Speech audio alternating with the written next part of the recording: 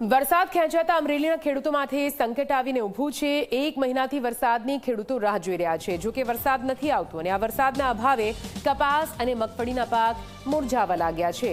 પિયત વગરના ખેડૂતોની મુશ્કેલી વધી છે। જો વરસાદ નહીં આવે તો પાક બળી જવાની ભીતિ સતાવી રહી છે। બીજી વખતનું વાવેતર પણ નિષ્ફળ જવાની ભીતિ ખેડૂતોને સતાવી રહી છે। બિયારણ, ખાતર અને મજૂરીનો ખર્ચ ખેડૂતોને ભારે પડી શકે છે। કપાસ અને મગફળીના પાકને વરસાદની તાતી જરૂર છે।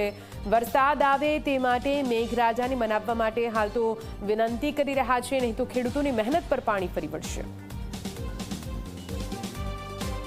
1.5 મહિનાથી વરસાદ નથી આખા અમરેલી જિલ્લામાં।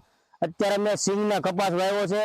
જો પહેલી ફેરો કપાસ વાવ્યા તો ફેલ ગયા, બીજી ફેરો વાવ્યા તો માથે વરસાદ જ ન થયો। એટલે તમે જોઈ શકતો છો પાછળ કપાસ નાનો છે।